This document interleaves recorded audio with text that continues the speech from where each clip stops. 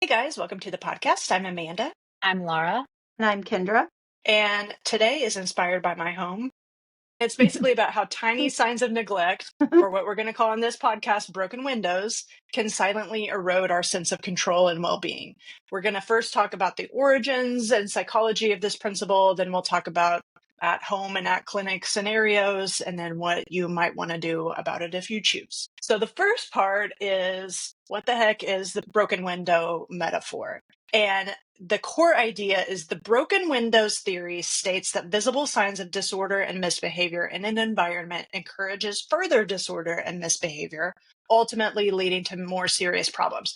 This was originally a theory in criminology, and we're not going to talk about criminology because there are some people that feel like this idea, first of all, is false in criminology, and then secondly, like used not for good reasons. But in our personal lives, that's what we're talking about. At least in my personal life, this does hold up. So the idea behind it, Wilson and Kelling in 1982, I believe the magazine was The Atlantic, where they talked about it. And the idea was one unrepaired window in a neighborhood signals neglect and then leads to other disrepair and other people also not repairing their windows, et cetera, et cetera. Zimbardo in 1969 had done a car experiment where they would leave an abandoned car. Now, in a particularly awful neighborhood, the car got vandalized regardless. But in your average neighborhood, an abandoned car would just sit there completely abandoned and untouched until he broke one window.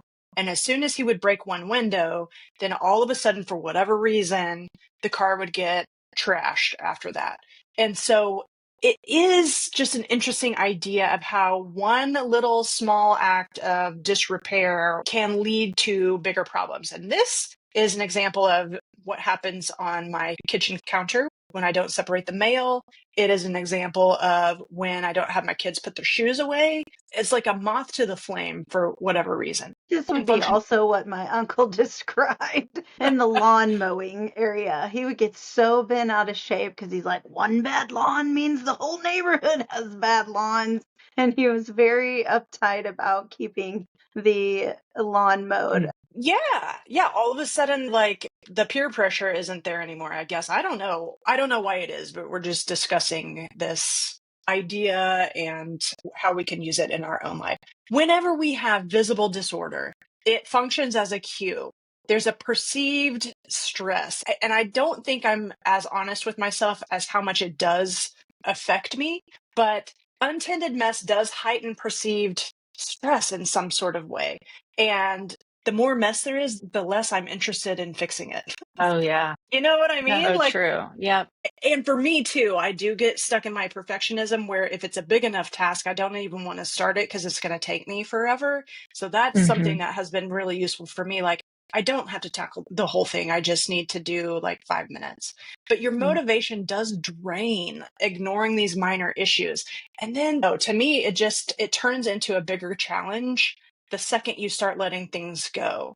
And I don't know if you've ever noticed this, but this happens all the time in multiple areas of my life. So let's dig into it. Yeah, I feel like though some people aren't bothered by this at all. I just happen to maybe cohabitate with these people. I Yeah. feel like the level of stress in my soul is unproportional to those that I cohabitate with. Well, for sure, there's going to be different levels and different people. For sure. I feel like that's true. Yeah, I will talk about this first one hits home with me, but if you come home after a long shift or a long work day and there's a sink full of dishes, trigger warning. I'm sorry. Some of you, this will be a trigger warning, but it can automatically you just feel overwhelmed. And I testify, I will preach all day about this. And I never really noticed what it really triggered, because I guess it was so minimized in my environment. Like, it's just a sink of dishes.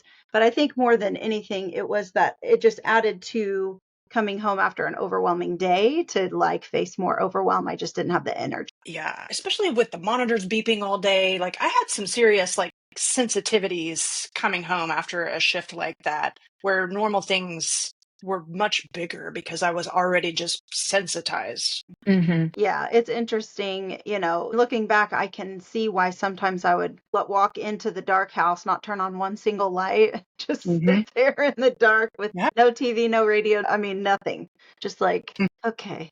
But we'll talk about some of these examples. But psychologist Gretchen Rubin, she identifies cluttered counters and dirty dishes as classic personal broken windows. They elevate stress for high pressure professionals.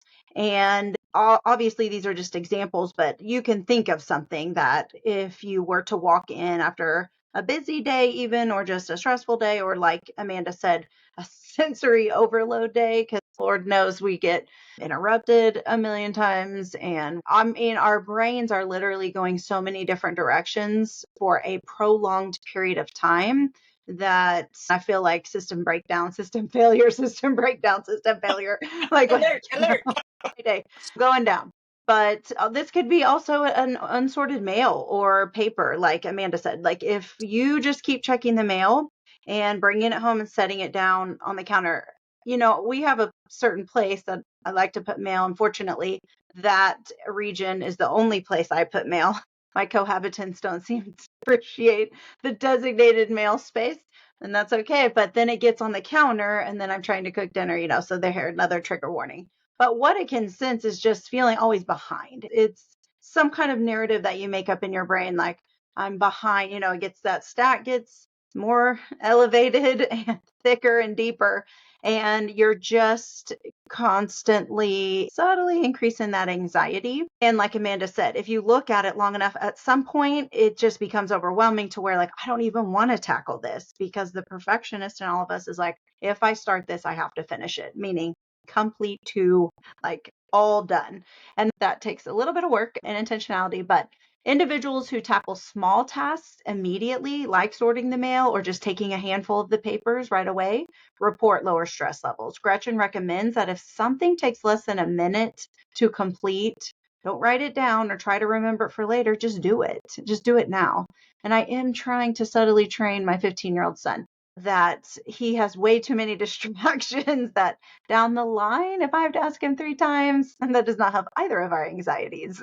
And then, the old unmade bed, right? Leaving the bed unmade, a task that can take seconds, unless you're in my house and then my husband's like, what are all these pillows we don't sleep on? And that, obviously takes 30 minutes, can undermine a sense of order and negatively affect the mood. But studies say, and we've talked about this before, that references such as the National Sleep Foundation found that people who actually make their bed every day do report better sleep quality and better wake up time, morning well-being. I can't say that I do this making of the bed on the regular. I just don't. But there has been many articles that I've read about, and also there are quite a few podcasts I listen to, leaders that I listen to, that say, sometimes in order to get out of a funk, do one thing. And that might just be making your bed for the day, because that right Yeah. there just gave you purpose, right? And so if you Mm-hmm. find yourself kind of in a funk or just a little bit of a spiral or a couple of days or just off, sometimes it's what you can do. Make your bed every morning. You've just done something, it gave you purpose, and move on. There's some other potential broken windows, like the shoes everywhere. And we've talked about this before. Thankfully, I live on a cattle ranch, so we have regular shoes and we have farm shoes, farm boots, all the things. So it gets a little chaotic here, but staying in the pajamas all day. Sometimes you just need a pajama day, but sometimes for people that's a trigger. Eating food straight from the container, wearing stained or ripped clothes. This happens to be one of my broken windows. Unless it's ranch clothes, we don't want to go out in public in the ripped clothes. Piles of laundry or trash. So you can see these aren't things that overwhelm. We're not talking about an episode of Hoarders. We're just talking about the fact that there are just small things that end up creating a low level anxiety that really, if you take a step back, could be taken care of. And why not? We have enough to be anxious for. We have enough to worry about. We're in the business of lowering chaos, or at least organizing the chaos till it's manageable. So why not? But at work, this could also look like backlog charting inbox. All right, we preach about the inbox. It can really nag at you when it's just constant, when it's just never zero or never cleared out. It can just be a constant nagging reminder. If you don't answer your pages right away, I'm not sure if that lands, but unreviewed labs or just messages unanswered. That's just a bunch of digital clutter that is real every time you sign into your EHR. And this just creates more and more cognitive overload. How about your workstation, right? I definitely can tell who I follow when I come on shift because it is clearly like, I just think of Pigpen from Charlie Brown. I'm like, oh, I think to myself, well, Pigpen's here, so I've learned now I need to get there, 10, 15 minutes early, not just to like focus, but also I'm not sure what I'm going to walk into. And I do need a workstation that's not have crumbs and wadded up papers and everything, because it does help you focus to know that everything has order and a place, and whatever clarity you can find during a chaotic shift, this is helpful. And procrastination of minor tasks. This is that thing, like just ignoring the small tasks, like filing things away or putting things away or restocking whatever you need in your office or your clinic or the ED even. These minor tasks that go uncompleted really consume some working memory resources. And once again, it just raises the stress, because if you're spending an extra minute or two trying to find gloves or trying to find the curette or trying to find whatever, that is just going to allow that anxiety or that baseline stress, that chronic stress we were never meant to sit at, just to continue to simmer. And that will just keep you at that level 10 stress response, and it does not help focus. So just think about it. Notice what small tasks are the most dangerous for you, or what broken windows increase that anxiety or just get you out of focus. It's different for different people. Like, for instance, the dishes thing. Gretchen says as long as the dishes are in the sink, she's good. But her husband, that is really bothersome for him. He needs it in the dishwasher.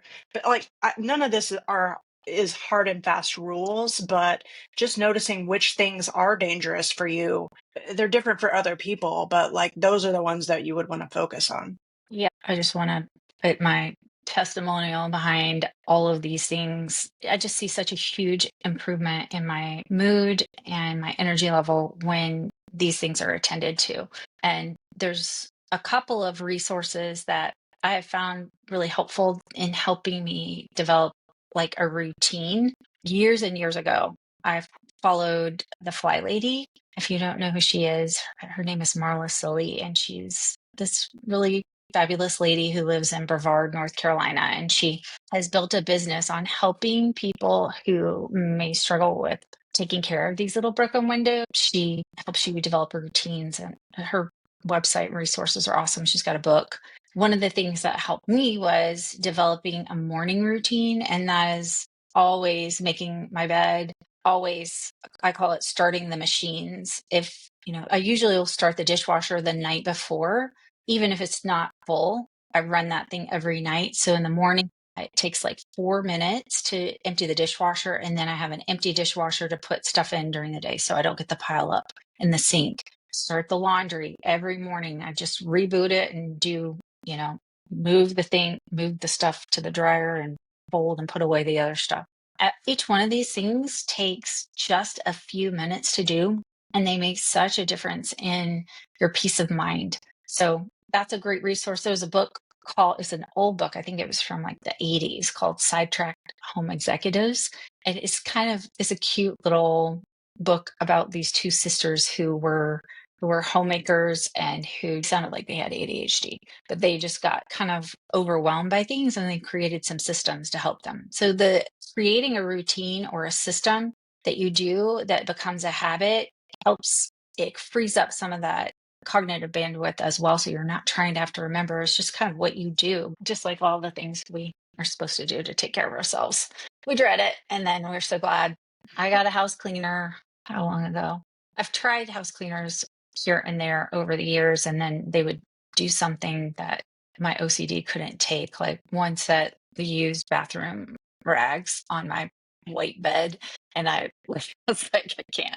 I lost my mind. But I found a really amazing one, and she helps. That's accountability. Like we have to have our crap together for her to be able to come clean. And it helps her. Like it's a blessing to her. We can afford it. And it provides that accountability that things never get completely out of control, which they would. So make some decisions ahead of time that will help you. What cues do you have that are helping you or harming you and keeping things under control? So, an example we've used a lot is we use Tiny Habits and Atomic Habits. Those two books are so helpful. And some of this behavioral change, the techniques they describe include stacking something with either a cue or a habit that you already do. Like while your shower is warming up, like mine, it takes 2 minutes to get the cold water gone. And yeah, maybe I should just stand in that cold water, but I'm not there yet. I'll make my bed during that time. Or if there's an inspirational talk that I want to listen to, I'll listen to it while I'm in the shower. When I was trying to develop my identity as an exerciser, I stacked it with being in the shower because I will take a shower every day, at least once a day. I get in a crazy funk if I haven't had a shower. So I know that I'm going to do that. And I know that I can tell myself, well, I'm going to do a couple of push-ups in the shower. I'm going to do a couple of squats. And that helped me create that identity as someone who exercises every day. So little things like that. If you're a coffee drinker, that's one that you can tie a cue to. While your coffee is being made, you empty the dishwasher. So those are some ideas of things that you can do to use cues and habit stacking to keep those things from getting out of control. Placing sticky notes on your chart screen or a sticky note at your desk. Don't see more than 2 patients without completing a chart. Another tool that you might use is linking a repair task to a habitual action. Like after I log off, I'm going to straighten up my desk. After I come home, I'm going to empty and sort the mail. Just take the mail over to the garbage can and sort it right there before you sit down on the couch. There's some window repairs we can do on our mindset and our cognitive world. We can draw a parallel between physical and mental windows. So when we notice self-critical or catastrophic thoughts like, I'll never catch up, or this is just who I am, I'm always going to be behind, reframe it. I've managed 10 charts, I can manage one more. We can think about when we were, if we get overwhelmed in clinic or in whatever environment we're working in, think about back when you were a resident and how you could only, like a baby intern or even a med student, how seeing 5 patients an hour it was mind boggling. You could never do that. It took you like 2 hours to see one patient, do all the things you needed to do and chart. So you can increase your speed. You can become more efficient. You've got evidence that you have already done that. So look to the past to see where you've ramped up. You can do it. You can do it again. You can find ways to streamline. You just have to believe that you can and overcome some of the discomfort that comes from doing things a little bit differently. Breathe. Use a 3-step pause, that inhale, hold, exhale, to neutralize stress. That we've talked about it over and over again. That really helps re-engage our parasympathetics so that we're not in fight or flight as we can be when some of these things are stressing us out. When we're in fight or flight, our prefrontal cortex is offline. That's the best part of our brain for executive functioning. We need it to be able to stay on top of stuff. So if we find that we're getting stressed, really taking that time to relax is going to be time very well invested. It's going to help us get back into our prefrontal cortex so that we can use that good planning part of our brain to move things forward in a more efficient way. So we know that you all are used to dealing with all kinds of stress. What is your go-to mini pause? Or do you have a mental reframing that you use when you notice that there is a little internal window starting to crack? You hear that inner critic starting to pipe up, or you start feeling despair, or start complaining in your brain. How do you redirect that and get yourself back on track? We'd love to hear the ways that you fix the broken windows before they widen in your life. Be sure to just send us all that. We'd love to hear it. podcast@thewholephysician.com is where you can send that information. And we just want you to know that attending to these windows, it's always going to be time well spent. That old proverb, stitch in time saves 9. If you notice a stitch popped on your seam, if you put that thing back in, then you'll save yourself 9 stitches down the road. If you chart immediately after seeing the patient, while that information is fresh in your brain, it will take you. I need somebody to do a study on this because I think it probably takes you less than half the time to chart immediately after you see the patient versus putting it off till the end of the day, just because it's fresh and you're less tired. So use that stitch in time saves 9, fix the broken windows, and you're going to save yourself a lot of time, effort, and energy. Yep. So we hope we've inspired you today, or at least created an awareness around your broken windows and what may be triggering you, and maybe some hacks that you can use and implement today to help, reduce that anxiety and stress level. So anything we can do to lower that or inspire you to make a change, we hope we've done that today. And don't forget to follow us on the socials. We are on the gram, we're in Facebook, Twitter, and YouTube.